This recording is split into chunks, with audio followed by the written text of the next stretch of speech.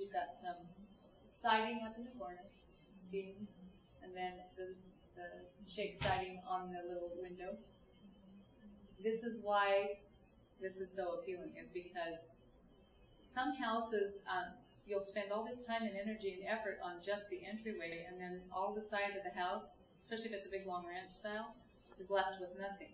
Think about that, because all you have to do is just take like a cedar pot or a plant or something in that color and move it to the other side. In the pictures, you'll see just what. This is a light block, real simple, inexpensive to do. And you can put them on the side of the garage or even inside the house on a hallway if you want to pull a feel from one room to the next, kind of have a segue. And there's a lot of different options you have that way.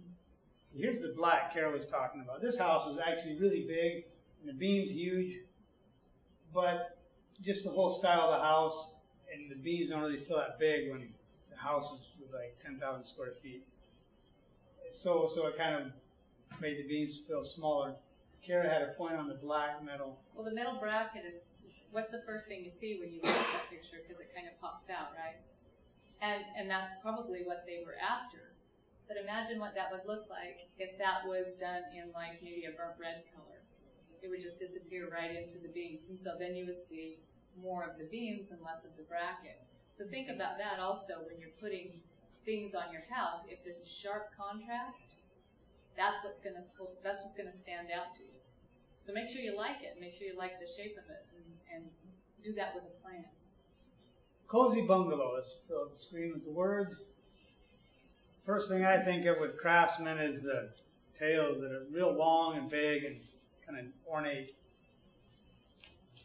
Another point about Mediterranean style is they almost always have all stucco walls, and the wood is strictly in the ceiling.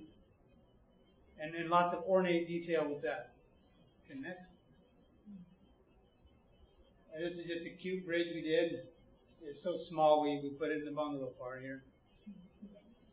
And the same thing with this gazebo. This is a memorial, a rebuilt memorial in Hawkinson for some young man who had died in Vietnam. Next. Just a little shot of the interior here. These little tiny valley beams, you see them here, they take just about as much work as something a little bigger.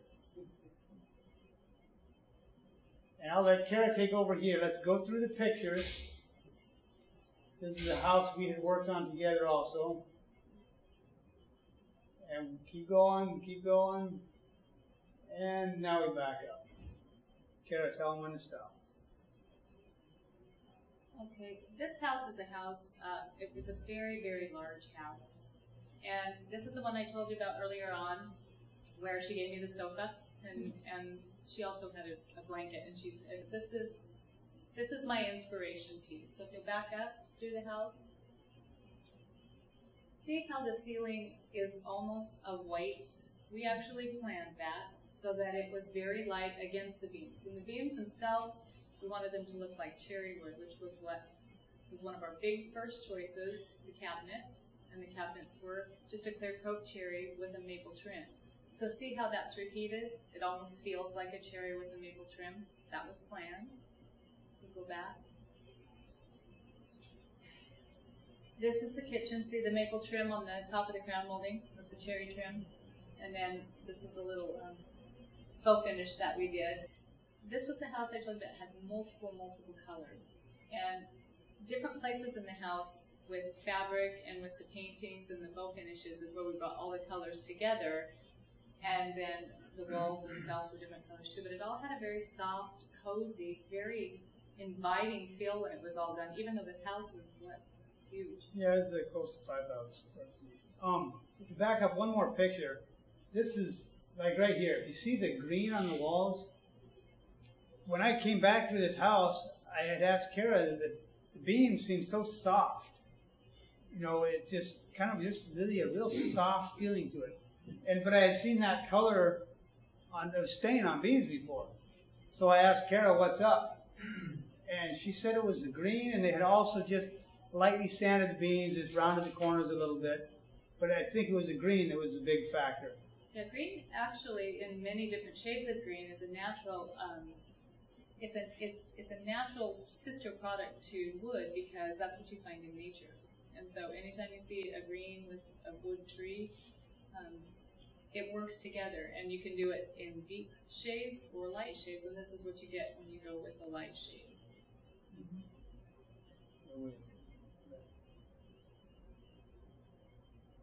Okay, contemporary. This is the last category. Hang on a sec. What else do you think? What else do you guys think when you think contemporary? Anything come to mind? Straight lines, glass. Straight lines, glass.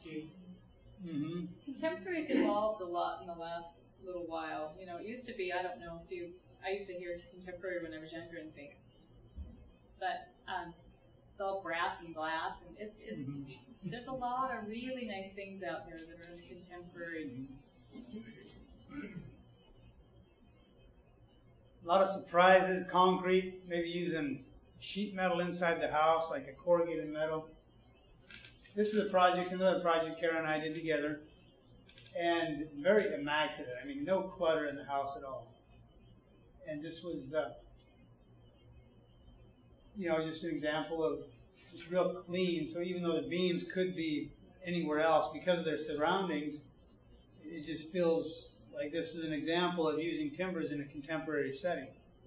This particular home was a combination. I had a husband and wife who had really different styles, and he wanted all dark and heavy, and she wanted light and white. And so we had to find, in fact, this doesn't even have the paint on the walls. This is very early on in the project. So it did evolve, but it was very fun to combine the husband and wife's feel when they wanted something completely opposite. So he got his way in some of the things, as you can see the dark trim, and she got her way in some of the other things. So, but it did work out really well. This is a project, in fact, if you guys want, it's right off Mill Plain. It's by the Winco, right off Mill Plain. There's a coffee shop. This is an entrance / play area / coffee shop. You been there? Yeah. Okay, yeah. It's really a neat feel. And for Aero clients, Aero friends, you get free coffee. I can send you a coupon. I got away with just signing somebody else's when I went. But yeah, so free coffee, mocha, you know, for you guys, if you go as a couple, whatever, you get 2 of them, however many coupons. It's only good to the 25th.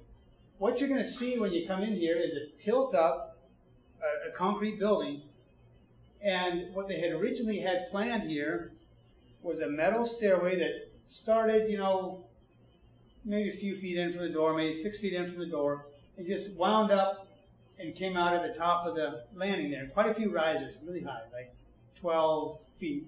So a pretty long stairway.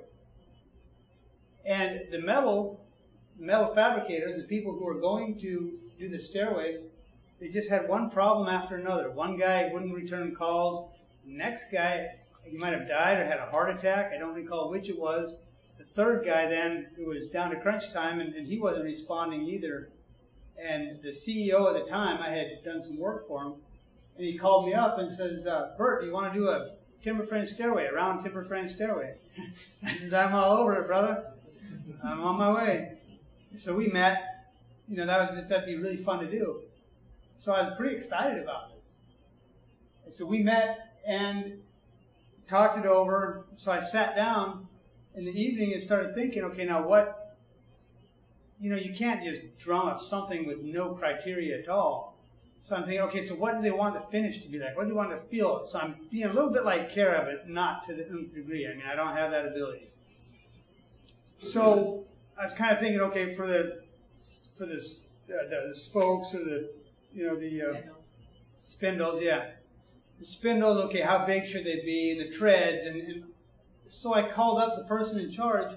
It was the wife of the CEO was kind of making the decisions. And said, hey, what are you looking for an end product? What do you want it to feel like? I'm trying to get some criteria to influence, you know, where they wanted to go. And she really didn't know. She didn't tell me much, but she did keep on saying that she wanted to make it feel like you came home. And this was one of these serendipity moments. 5 minutes after I hung up, I was kind of sitting there doodling on some paper, and bingo, I just had this flash of coming in the door, you know, with place to sit and kick back with a stairway that winds through there and some toys.